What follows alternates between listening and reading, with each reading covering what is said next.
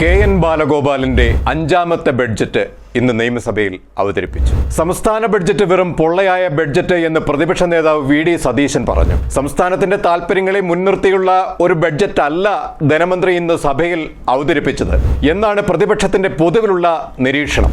സാധാരണ ജനം അസഹനീയമായ വിധം ദുരിതക്കയത്തിലൂടെ കടന്നു പോകുന്നത് ഫ്യൂച്ചർ വിഷൻ ഇല്ലാത്തൊരു സംസ്ഥാന ബഡ്ജറ്റ് ആർക്കു വേണ്ടിയാണെന്ന ചോദ്യമാണ് ഇപ്പോൾ ഉയർന്നു വരുന്നത്. ഇക്കഴിഞ്ഞ കേന്ദ്ര ബഡ്ജറ്റിൽ കേരളത്തിനെ തഴഞ്ഞു എന്ന് കുട്ടിത്തേമാങ്കിനെ പോലെ മൂങ്ങുന്ന കേരള സർക്കാരിനോട് ഒന്ന് ചോദിച്ചോട്ടെ, നിങ്ങൾ അടിസ്ഥാന വർഗക്കാരുടെ ഉന്നമനത്തിനായി എന്ത് നീക്കമാണ് ഈ ബഡ്ജറ്റിൽ വരുത്തിയിട്ടുള്ളത്?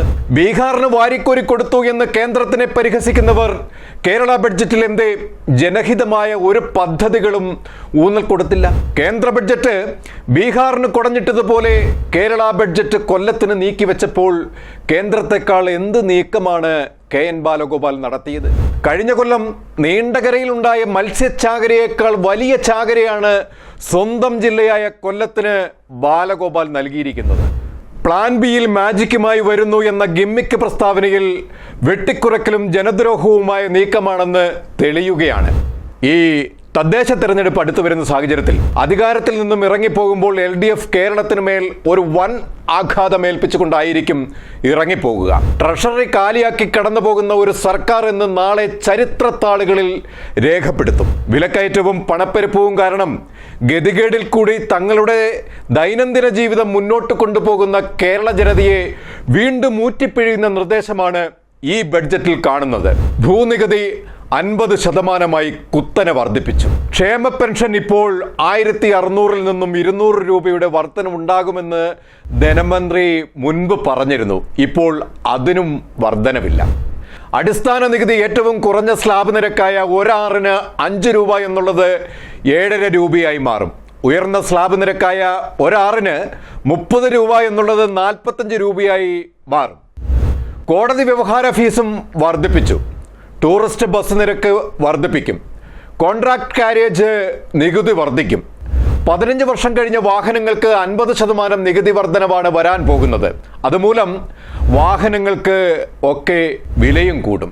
ഇപ്പോൾ തന്നെ കുടുംബങ്ങളുടെ ദാരിദ്ര്യാവസ്ഥയ്ക്ക് മേൽ സർക്കാർ ഏൽപ്പിക്കുന്ന ഇടുത്തിയായി ഇത് മാറുന്ന സാഹചര്യമാണ്. ന്യൂനപക്ഷ സ്കോളർഷിപ്പുകൾ നേർപകുതിയാക്കി വെട്ടി. കുട്ടികളുടെ പഠനം പോലും മുടങ്ങുന്ന നടപടിയാണ് സർക്കാർ കൈക്കൊണ്ടത്. ന്യൂനപക്ഷങ്ങളോട് ഇടത് സർക്കാരിന്റെ വാഗ്ദാനങ്ങൾ വെറും പൊള്ളയായ വാചകമടിയായി മാറിക്കഴിഞ്ഞു. സാമ്പത്തിക ഞെരുക്കത്തിന്റെ പേരിലാണ് ധനവകുപ്പ് ന്യൂനപക്ഷ വിദ്യാർത്ഥികൾക്കുള്ള അർഹമായ ആനുകൂല്യങ്ങൾ വെട്ടിക്കുറച്ചത്. 87.63 രൂപ ന്യൂനപക്ഷ ക്ഷേമ ഡയറക്ടറേറ്റിന് സ്കോളർഷിപ്പ് നൽകാൻ 2024-25 പദ്ധതിയിൽ വകയിരുത്തിയെങ്കിലും സാമ്പത്തിക വർഷം തീരാൻ 2 മാസം ബാക്കി നിൽക്കെ ചെലവഴിച്ചത് കേവലം 1.39% മാത്രമാണ്. CA ICWA കോഴ്സ് ചെയ്യുന്നവർക്ക് 97 ലക്ഷം രൂപ സ്കോളർഷിപ്പ് വകയിരുത്തിയിട്ട് 1 രൂപ പോലും കൊടുത്തിട്ടില്ല. 3 വർഷത്തെ ഡിപ്ലോമ കോഴ്സ് ചെയ്യുന്നവർക്ക് അനുവദിച്ച 82 ലക്ഷം രൂപയിലും 1 രൂപ പോലും ചെലവഴിച്ചിട്ടില്ല. കാരിയർ ഗൈഡൻസിന് 1.20 കോടി, നൈപുണ്യ പരിശീലനത്തിന് 5.82 കോടി, പ്രീ മെട്രിക് സ്കോളർഷിപ്പിന് 20 കോടി, നഴ്സിംഗ് പാരാമെഡിക്കൽസിന് 68 ലക്ഷം എന്നിങ്ങനെ വകയിരുത്തിയതിലും 1 രൂപ പോലും സർക്കാർ ചെലവഴിച്ചിട്ടില്ല. അങ്ങനെ ഇരിക്കുമ്പോഴാണ് ബഡ്ജറ്റിൽ ഈ പകുതി വെട്ടലും ഇപ്പോൾ നടന്നിരിക്കുന്നത്. അടിസ്ഥാന വികസന പ്രവർത്തനങ്ങൾക്ക് പണം കണ്ടെത്താൻ സർക്കാർ ആരംഭിച്ച കേരള ഇൻഫ്രാസ്ട്രക്ചർ ഇൻവെസ്റ്റ്മെന്റ് ഫണ്ട് ബോർഡിന്റെ പ്രവർത്തനം ഇപ്പോൾ പ്രതിസന്ധിയിലുമാണ്. 10,000 കോടി ലക്ഷ്യം കിട്ടിയതോ 5,800 കോടി. കടപ്പത്രങ്ങൾ, ടേം ലോൺ, സംസ്ഥാന സർക്കാർ വിഹിതം തുടങ്ങിയ മാർഗങ്ങളിലൂടെയാണ് കിഫ്ബി പണം കണ്ടെത്തുന്നത്. 2023-24 സാമ്പത്തിക വർഷത്തിൽ 10,000 കോടി വായ്പ എടുക്കാനായിരുന്നു കിഫ്ബിയുടെ പദ്ധതി.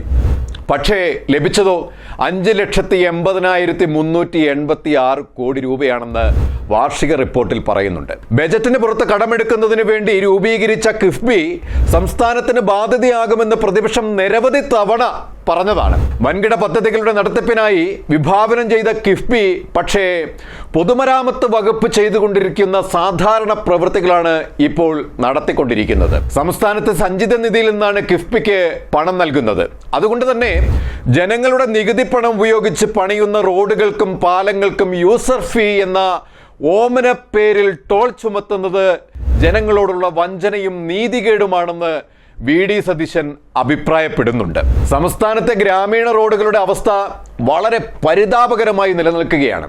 ഇങ്ങനെ അടിസ്ഥാന സൗകര്യങ്ങളുടെ വികസനമില്ലായ്മയ്ക്ക് പുറമെ ബഡ്ജറ്റിന്റെ ആഘാതം കൂടിയാകുന്നതോടെ കേരളത്തിലെ ജനജീവിതത്തിനു മേൽ തീ മഴയാണ് സർക്കാർ പെയ്യിക്കുന്നത്. ഇതിനേക്കാൾ കഷ്ടം കർഷകരുടെ കാര്യമാണ്. 2.5 മണിക്കൂർ നീണ്ട ബഡ്ജറ്റ് പ്രസംഗത്തിൽ അവർക്കായി ഒന്നും നീക്കിവെച്ചിട്ടില്ല. കഴിഞ്ഞ കൊല്ലം സർക്കാർ അവതരിപ്പിച്ച പ്ലാൻ അടങ്കൽ തുകയിൽ നിന്നും 50% വെട്ടിക്കുറച്ച ചരിത്രമാണ് ഈ സർക്കാരിന് ഉള്ളത്. അതുകൊണ്ട് തന്നെ ധനമന്ത്രി കണ്ട സ്വപ്ന പദ്ധതികൾ ഇനി അടുത്ത കാലത്തൊന്നും നടക്കുകയില്ല എന്നുള്ള ബാക്കി പത്രമാണ് നമുക്ക് ബഡ്ജറ്റിൽ കാണാൻ കഴിയുന്നത്. ചുരുക്കത്തിൽ പറഞ്ഞാൽ കടക്കണിയിൽപ്പെട്ടിരിക്കുന്ന ഒരു സർക്കാർ കേരള ജനതയെ അതേ മാർഗത്തിൽ നയിക്കാൻ മാത്രമാണ് ഈ ബഡ്ജറ്റ് ഉപകരിക്കുക എന്ന് ആരെങ്കിലും പറഞ്ഞാൽ അവരെ നമുക്ക് ഒരു തരത്തിലും കുറ്റം പറയാൻ പറ്റില്ല. കൂടുതൽ വാർത്തകൾക്കും വിശേഷങ്ങൾക്കും ഞങ്ങളുടെ channel like, share and subscribe ചെയ്യുക. കൂടാതെ സബ്സ്ക്രൈബ് ബട്ടണിലെ ബെൽ ഐക്കൺ എനേബിൾ ചെയ്യാനും മറക്കരുത്.